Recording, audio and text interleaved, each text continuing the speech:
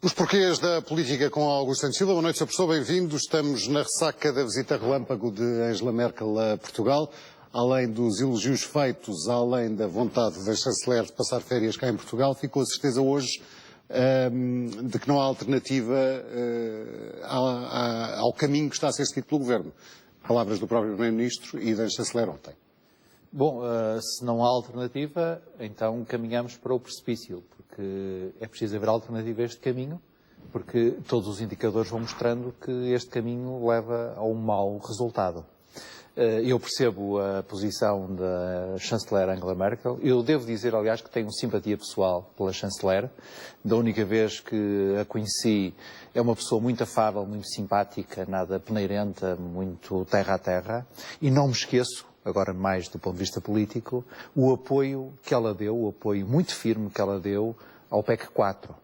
Isto é, a última tentativa que o país fez de fugir ao resgate, fugir a colocar-se nas mãos da Troika. E, portanto, não creio que ela seja a culpada de todos os males que nos afligem. Agora, é também verdade que ela é o rosto de uma política, de uma resposta à crise, que é uma resposta que todos os factos até agora têm mostrado estar errada. A chanceler deixou imensos elogios à política seguida pelo Governo ontem aqui. Sim. E a chanceler, eu também não desvalorizo a importância política da visita da chanceler, no sentido de exprimir solidariedade com Portugal, de exprimir solidariedade com o governo português. Acho que é um papel que lhe compete também fazer, embora esperaria ouvir da chanceler salientar a importância de manter um consenso político e social em Portugal, e ela esqueceu-se dessa parte.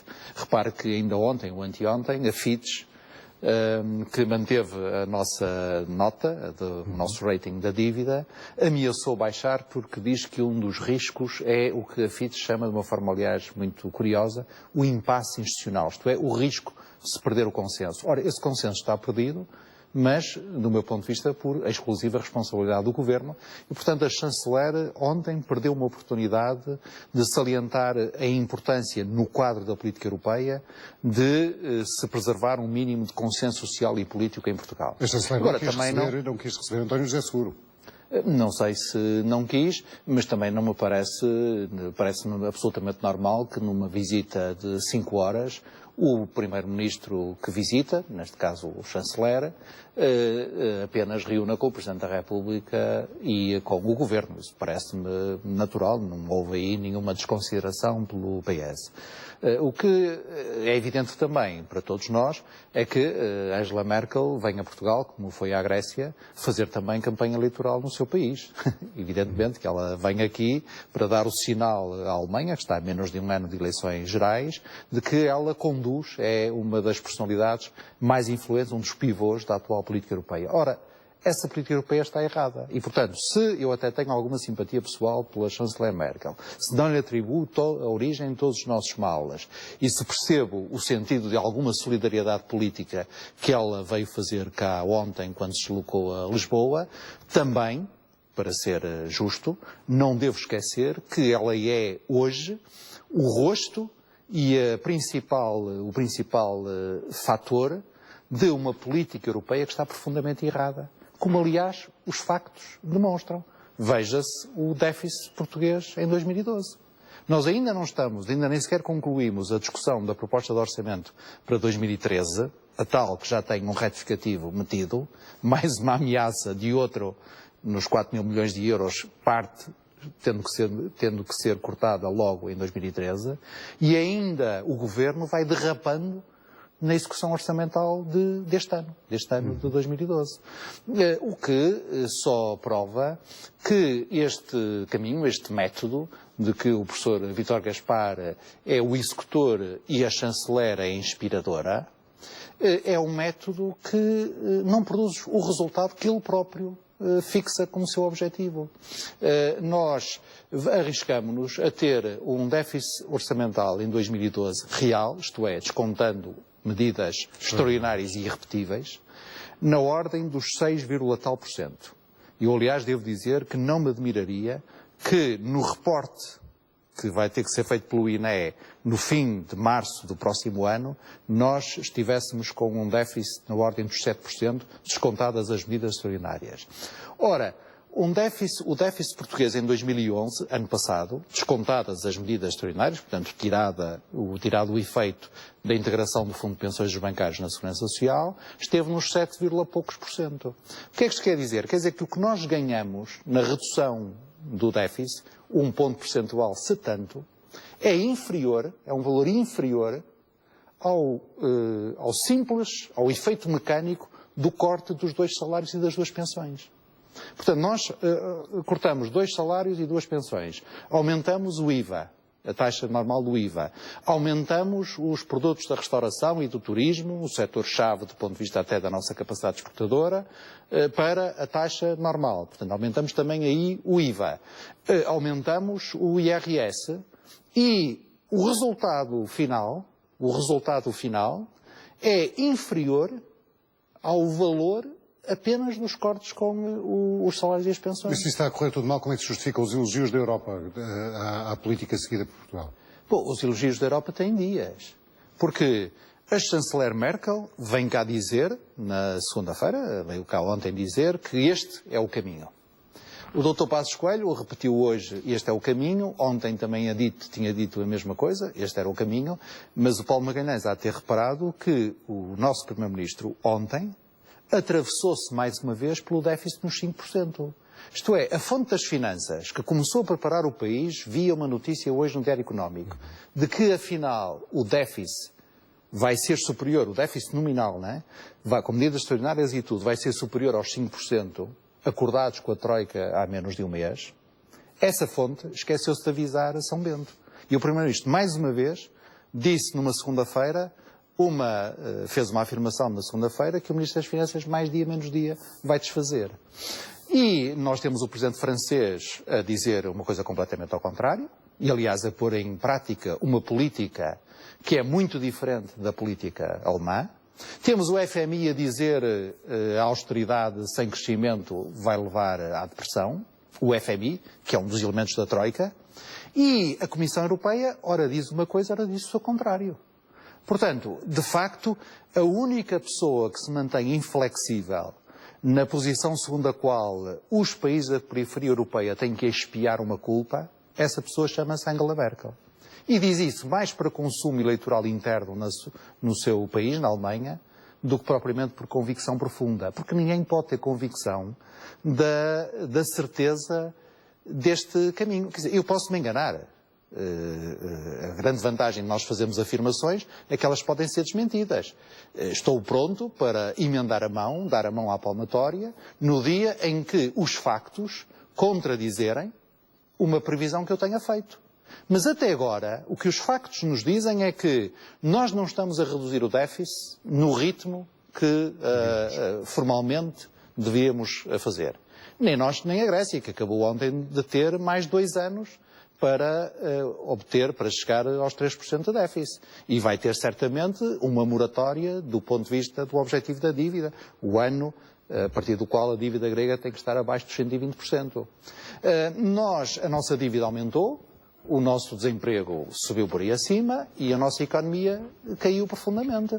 Portanto, não temos nenhum resultado positivo. E eu sei o argumento do Governo, o déficit externo está equilibrado, mas está equilibrado porque nós estamos mais pobres. Portanto, o problema aqui é que realmente as pessoas que na Europa e as instituições que na Europa nos estão a forçar a fazer isto, a nós, aos gregos, aos irlandeses, aos espanhóis, não querem verdadeiramente que a gente chegue aos 2,5% do déficit daqui a 2 anos. Que nós empobreçamos. Mas por maldade pura? Não, porque querem reconduzir-nos a um passado que já foi o nosso e de que nós saímos por via da integração europeia. Querem voltar outra vez a impor-nos um padrão de especialização baseado apenas em custos de trabalho baixos e, como é que eles dizem, mercado de trabalho flexibilizado. Isto é, em salários muito mais baixos e em menor proteção dos trabalhadores. Ora, mesmo esse objetivo é um objetivo economicamente absurdo. Por mais baixos que se tornem os salários em Portugal, eles nunca ficarão tão baixos como os salários que se paga no Bangladesh ou na China. A Europa, do que me está a dizer, Sr. Professor, a Europa umas vezes diz uma coisa, outras vezes diz outra. A chanceler Angela Merkel mantém esta posição inflexível. Por razões que têm a ver, sobretudo, com a política interna. E quais são as razões do nosso Primeiro-Ministro e do nosso Governo? Do seu ponto de Paulo vista, Magalhães tem que fazer o favor de lhes perguntar, porque ninguém compreende. Mas analisando a realidade política como o Sr. Professor analisa... Sim. Eu acho que o professor Vítor Gaspar tem plena consciência disto. Sobre o nosso Primeiro-Ministro não consigo ser tão assertivo, porque eu vejo às vezes a ler discursos que parece que não está a perceber o que lá está escrito. Ao passo que o professor Vítor Gaspar tem a obrigação, professor emérito de Economia como é, de saber que este caminho só leva ao empobrecimento.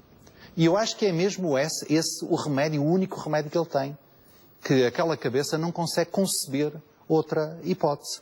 Agora, o nosso Primeiro-Ministro, eu não critico o nosso Primeiro-Ministro por ele não conseguir resultados na Europa favoráveis a Portugal. Eu critico por ele não tentar. Porque uma coisa é nós tentarmos e não conseguirmos, e outra coisa é nem sequer tentamos. Onde é que tem a certeza que o Primeiro-Ministro não tenta? Não sei, mas veja o Paulo Magalhães o seguinte. Nós, na semana passada, tivemos duas instituições de referência em Portugal que disseram ambas duas coisas acertadas, mas há uma tensão entre as duas coisas. O Conselho Económico e Social disse mais 5 anos de austeridade, mais austeridade, significa que nós nem a consolidação orçamental conseguimos fazer. E, entretanto, damos cabo da economia e damos cabo do tecido social. Isso disse o Conselho Económico e Social e disse muito bem. E o Presidente do Conselho Económico e Social não é um perigoso membro do Bloco de Esquerda, é até do partido do Governo. O Conselho de Finanças Públicas, a doutora Teodora Cardoso, que também, por sua vez, não é uma perigosa fanática do atual Governo, disse, atenção, que nós não podemos perder de vista que se pedirmos mais financiamento, acumularemos mais dívida e, portanto, mais dia, menos dia temos que pagar. Quer dizer, tornamos mais difíceis as nossas condições orçamentais. Estas duas frases, que são contraditórias entre si, fazem parte ambas da nossa realidade. Eu não sou do Bloco de Esquerda, nem do PCP, como se sabe. E eu tenho consciência de que a nossa realidade é feita destas duas tensões contrárias. E, portanto, qual é a única solução aqui? A solução é esta. Em primeiro lugar, nós temos que baixar o encargo que temos com os juros da dívida. E, portanto, a Troika, temos que negociar com a Troika juros mais baixos para o empréstimo que nos fizeram. 1. 2. Temos que, no quadro europeu, sermos a favor com os italianos, com os espanhóis, com os franceses, sermos a favor das eurobonds, portanto, de alguma forma de mutualização, mesmo que parcial, da dívida europeia, porque isso fará baixar radicalmente os juros que nós pagamos. E temos que ser, em terceiro lugar, a favor de um mecanismo qualquer de financiamento de investimentos públicos à escala europeia, que também são chamadas project bonds. Temos que lutar por isso. Podemos lutar e não conseguir, mas o problema do Dr. Passos Coelho é que ele se recusa a lutar. Porque ele funciona como se fosse um capataz não é da Alemanha, é da Sra. Merkel. E nem sequer é da Sra. Merkel, porque ele está a fazer de capataz da Sra. Merkel até a Sra. Merkel ganhar as eleições na Alemanha no próximo ano. Porque quando a Sra. Merkel ganhar as eleições no próximo ano sem maioria e fizer coligação com o SPD, com os social-democratas alemães, a posição da Alemanha vai mudar. Portanto, é esta situação que é um bocado absurda do ponto de vista político. Repara o Paulo Magalhães nisto, se me fizer o favor. Iniciou-se hoje a 6ª avaliação por parte da Troika.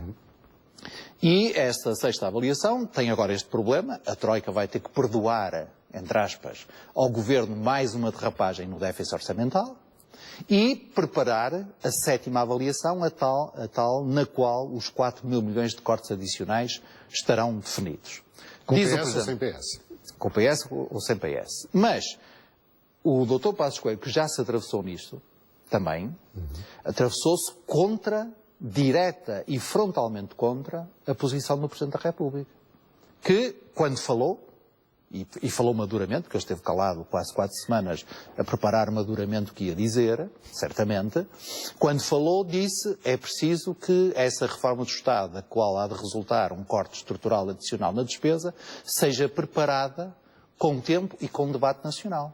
O Partido Socialista aproveitou, aquela boleia, evidentemente, apresentou uma resolução na Assembleia da República a dizer, ok, propomos que até junho, à altura em que os partidos políticos apresentarão as suas propostas e a Assembleia decidirá, se faça o tal debate. Academias, universidades, o que seja. O Governo fechou, disse, não, nós fazemos isto, não precisamos do PS, nem precisamos do Presidente da República. Na preparação... Não disse que não precisava do Presidente da República, disse que não precisava do PS. Mas é o que significa. Sim, é só para... Sim. É o que significa. Então, se o Presidente da República vem dizer é preciso um debate nacional e o Governo, no minuto seguinte, está a dizer qual debate nacional, qual carapuça, nós fazemos isto, então isto não é contrariar o Presidente da República? E não é fragilizar a posição do Presidente da República? Eu acho que é. Segunda coisa, interna à coligação, porque a coligação continua com problemas.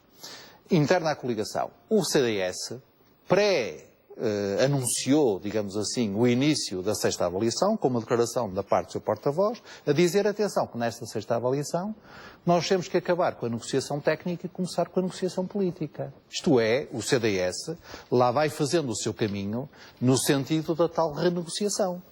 O CDS tem que fazer esse caminho. Porquê? Porque o CDS, na promessa que fez ao eleitorado, nós, na discussão, na especialidade do orçamento, vamos corrigir os dislates do ponto de vista do aumento da carga fiscal do orçamento, nessa promessa vai incumprir. Já toda a gente percebeu que não vai haver nenhum dedo do CDS em matéria de discussão na especialidade do orçamento de Estado.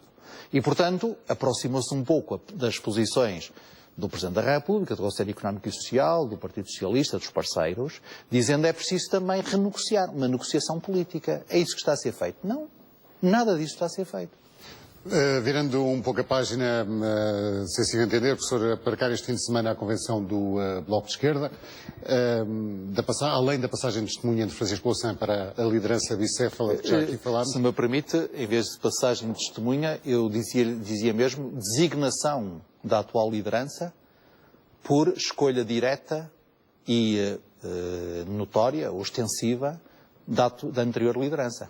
Francisco Louçã considera essa observação como insultuosa quando foi instado a comentá-la. Pois, mas foi isso que sucedeu.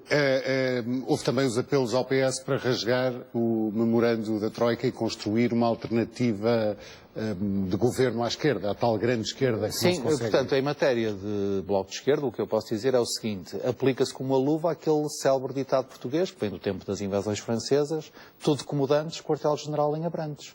Portanto, continua o processo de centralismo democrático, a anterior liderança escolhe a futura liderança, e continua aquela ideia muito interessante do ponto de vista intelectual, segundo a qual seria possível formar um governo de esquerda com liderança política do Bloco de Esquerda, isto é, com liderança política do mais pequeno dos partidos de esquerda representados no Parlamento, e com a participação de um PS escolhido a dedo por quem? Pelo Bloco de Esquerda. Portanto, eu acho que podemos mudar a página porque tudo como dantes, quartel-general em Abrantes, no que diz respeito ao Bloco de Esquerda. Mas não seria útil uma união à esquerda para tentar construir uma alternativa a este governo? Não me parece minimamente possível. Não seria bom que se limassem arestas? Mas o Partido Socialista não pode abandonar a posição de compromisso com um programa de consolidação orçamental. Temos ouvido António José Seguro a dizer sistematicamente que este governo tem ido além da Troika e que já não está ligado a este. Por isso é que ele diz assim, além da Troika.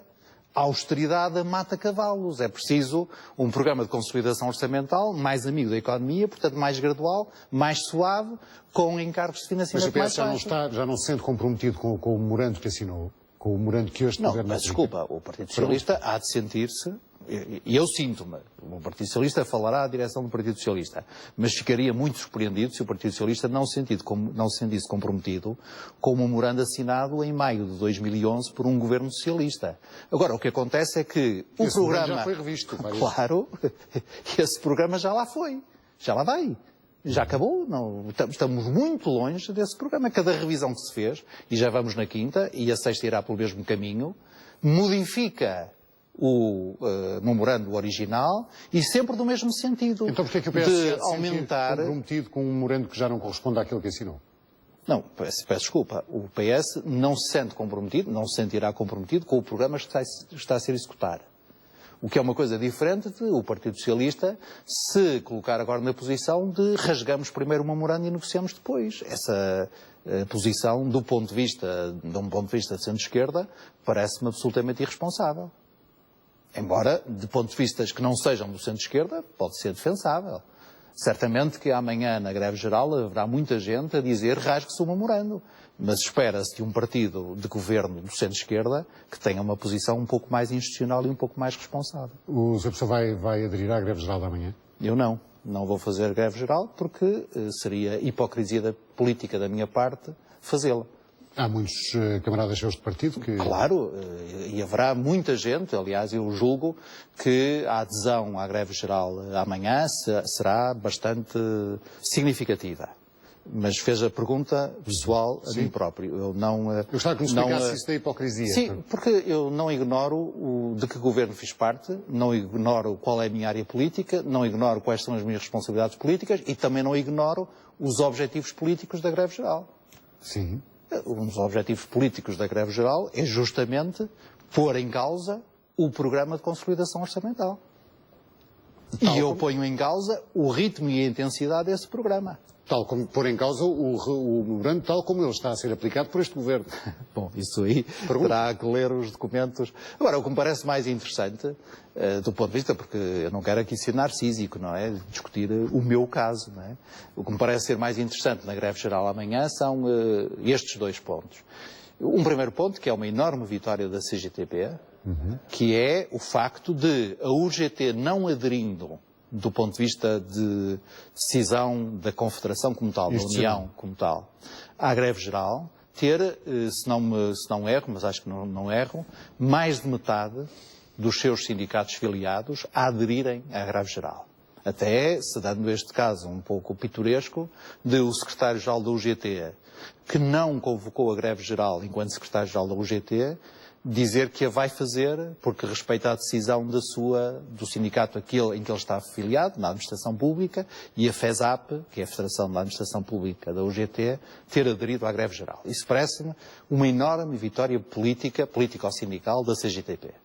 E isso só por si faz aumentar a probabilidade de a greve geral amanhã não ser apenas uma paralisação nos transportes e em alguns setores da administração pública, como o ensino e a saúde.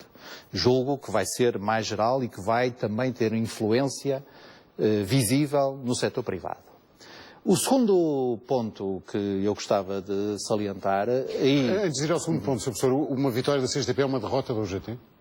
Quer dizer, é parcialmente uma derrota da UGT. É uma derrota da UGT porque, repare, a UGT está numa posição bastante difícil. Como, aliás, a generalidade dos parceiros sociais que subscreveram o acordo com o Governo. E, portanto, o Conselho Económico e Social menos a CGTP. E porquê é que está numa posição muito difícil? Porque a força da UGT é a força da concertação. A UGT não tem a implantação no terreno que a CGTP tem. A UGT não é uma federação formada na cultura da luta sindical. É uma federação fundada na cultura do compromisso da negociação sindical. Ora, na medida em que a UGT, juntamente aliás com a CIP, porque a posição da UGT e da CIP são, do ponto de vista estrutural, muito parecidas.